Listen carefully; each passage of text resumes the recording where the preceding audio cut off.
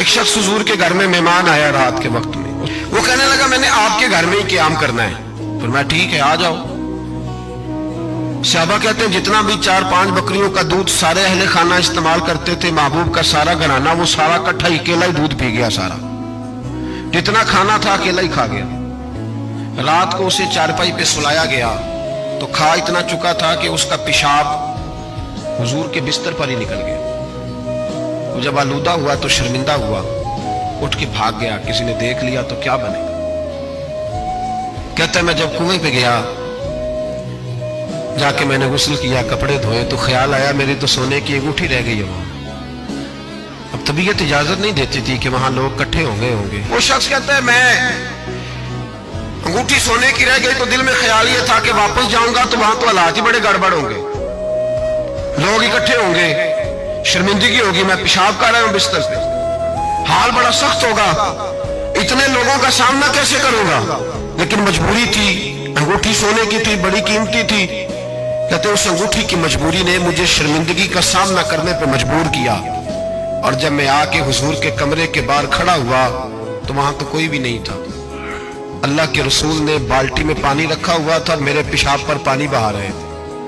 خود رسول پاک فرماتے ہیں حضور پانی بہا رہے تھے اور جب میری طرف دیکھا تو محبوب نے مسکرا کے فرمایا غسل کر لیا آپ نے؟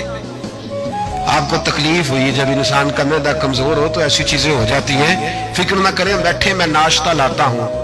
کہتے ہیں حضور کے جملے تھے کہ طوفان تھا، وہ حضور کی گفتگو تھی کہ میرے اندر کی ہر چیز بجھاتی جا رہی تھی۔ تیری پہلی نظر کا وار توبہ، دل اب تک دعائیں دے رہا ہے۔ فرماتے ہیں وہ جملے تھے کہ سختہ کر گئے، تزکیہ کر گئے، تصفیہ باطن کر گئے۔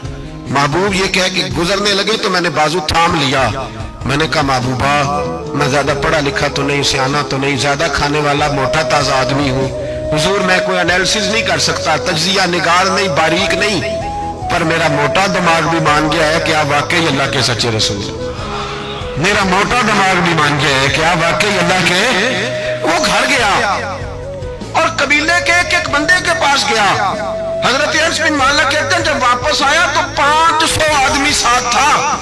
کہنے لگا سونیا میں اکیلا نہیں آیا، ساری برادری سارا قبیلہ لایا ہوں اور سب کو میں نے بتایا ہے کہ دنیا میں جسے میں دیکھ کے آیا ہوں ایسا تم نے کبھی نہیں دیکھا ہوگا، جس کی میں زیارت کر کے آیا ہوں ایسا نہیں تم نے دیکھا ہوگا۔ تو محبوبہ ہم سارے آئے ہیں، پڑھائے کلمہ، ہم بھی آپ کے غلام بننا چاہتے ہیں۔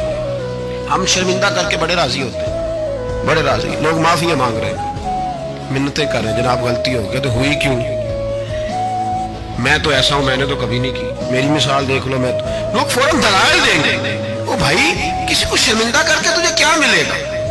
کسی شخص کو تھوڑی دیر کے لیے جھکا کے تیرے نفس کی کون سی تسکین ہے جو حاصل ہوتی، تیرے وجود کے اندر کون سی؟ اور ناراض نہ ہونا، یہ ہر طبقے کا معاملہ ہے، جتنا کوئی اس کے نیچے ایک آدمی ہے یا 2 آدمی ہے، وہ روب ڈال کے خوش ہوتا ہے، وہ اس کو پریشان کر کے نیچا دکھا کے راضی ہوتا ہے۔